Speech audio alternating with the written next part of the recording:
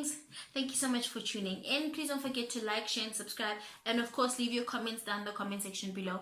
I absolutely love to hear from you. On this episode of The Real Housewives of Durban, the girls are still at the getaway. Remember last week, Laconco took them to a getaway thing to launch her product. She was launching a product for 6 people. I mean, I really don't get it. Like, is it really a launch or is it a lunch? A girls' trip. You can't launch for 6 people. Or maybe she wanted to launch on TV and she could only, I don't know, but there were only 6 people at her launch. Is it because of COVID? I don't get it. Anyway, so this week is the continuation of the launch with 6 people. I was actually watching it again with my cousin yesterday, and she was like, launch number 26. And then Laconco was also speaking about how, you know, even though she was or is, I don't know, engaged to Jacob Zuma, he didn't really sponsor the event. And hey, I had to wipe my lips.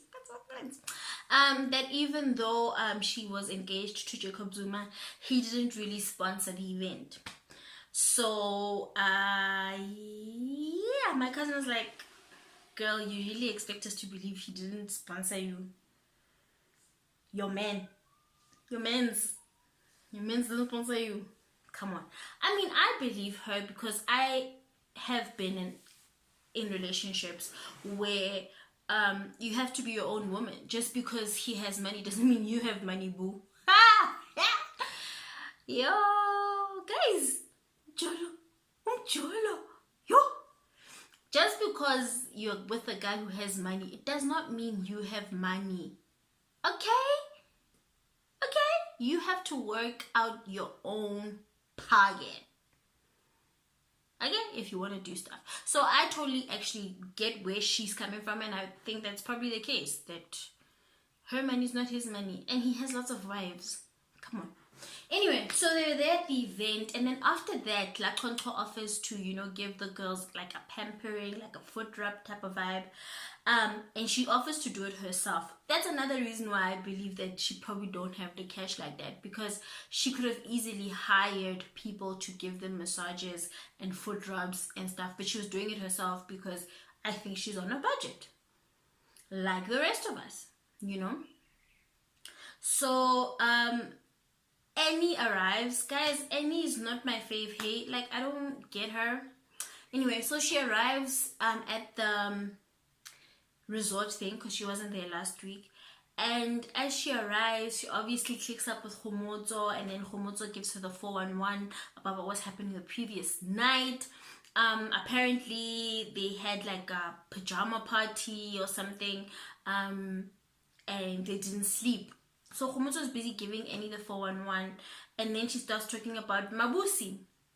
How MABUSI's man is a Nigerian, and they were talking about how they know men in SA, and blah, blah, blah, blah. So MABUSI hears what they're saying.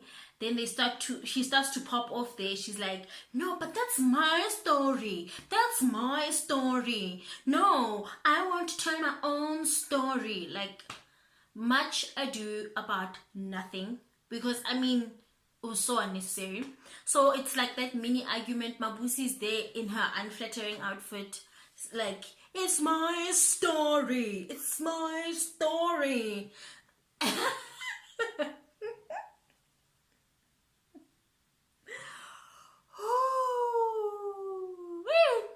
And then Kgomotso moves from where she's sitting and she walks past MABUSI. And then MABUSI does this. Like, as Kgomotso's facing the other direction, she wants to snatch Kgomotso's weave. So Kgomotso's like, please don't snatch my weave. Then MABUSI's like, hey, friendly friend. Okay, so MABUSI's so Kgomotso was facing that direction. She's like, no, don't snatch my wig. And then MABUSI's like, No, don't judge a book by its cover. Who said I was gonna snatch your weave? I'm not the type. I'm not the type. I'm not the type to snatch your weave. I'm not the Okay, fine, you're not the type and people shouldn't judge a book by its cover. But why did you do this? Why? Why did you do that? Why did you do that? If you're not the type to snatch a person's weave, you've never done that in your life, yet you made as if you were about to do that. Why?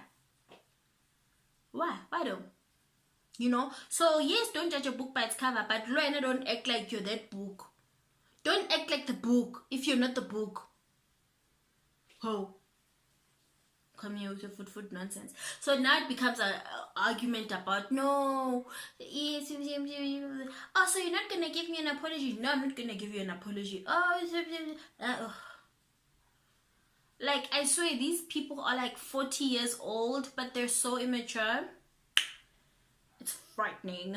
I don't like it. Anyway, so then it pops off between oh no, Anne and Kgomotso are now in the hot tub giggling, and then Anne is like, because Kgomotso clearly just whispered something. Then Anne is like, remember, they are here because of Laconco, because Laconco took them to this place, this resort. Then Anne is like to Laconco, hi Laconco, hey Laconco. So a good friend of mine told me that they heard you saying off camera that you want your event to be better than my pink event. What was that about? That you and MABUSI were having a conversation, and then that's what you said. So Laconco's like, Laconco and MABUSI are like, no, that was not the conversation. That was not the conversation. She didn't say she wants to have an event that's better than yours, and that wasn't the conversation. So Anne is like, oh yeah, right, as if I'm gonna believe you guys over my friend who's been my friend for over 11 years and stuff. So why did you bring it up? What did you want to achieve?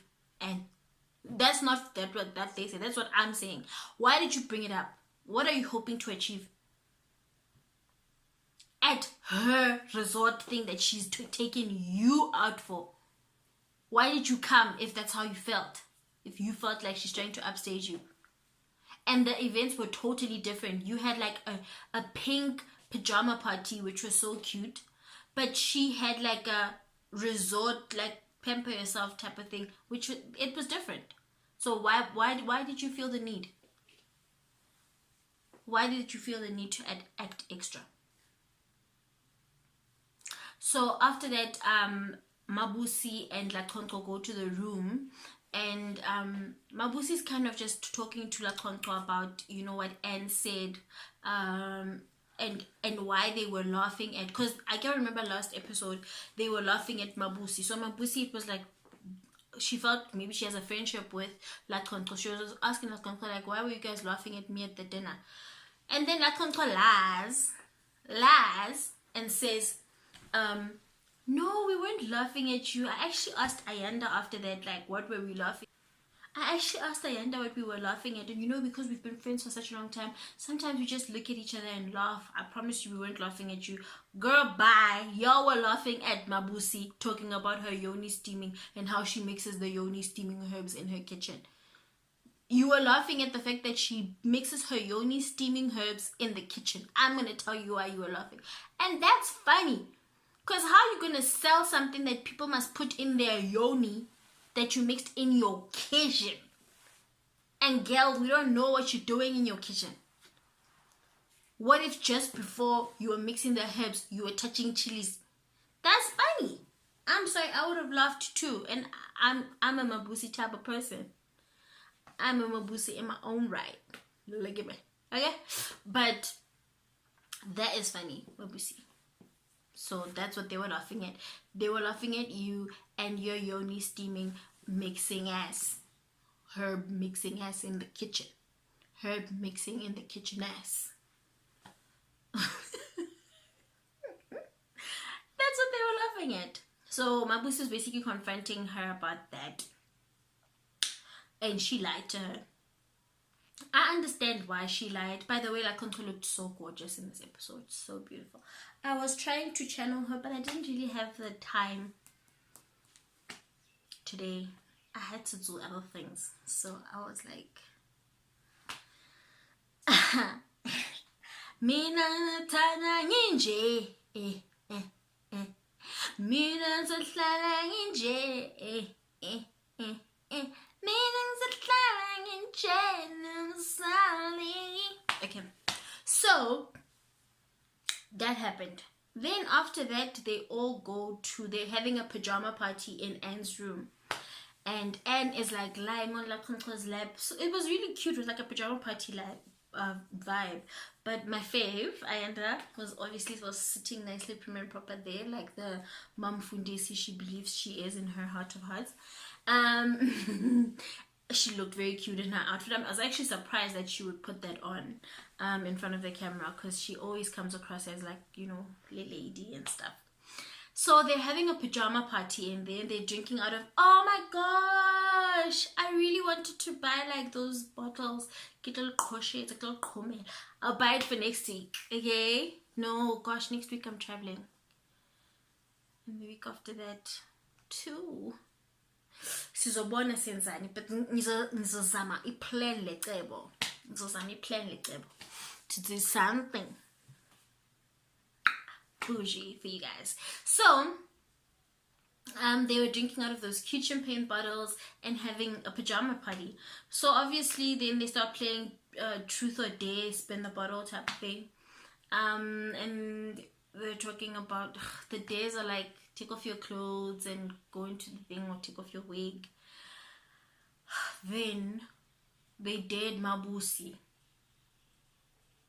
to show her last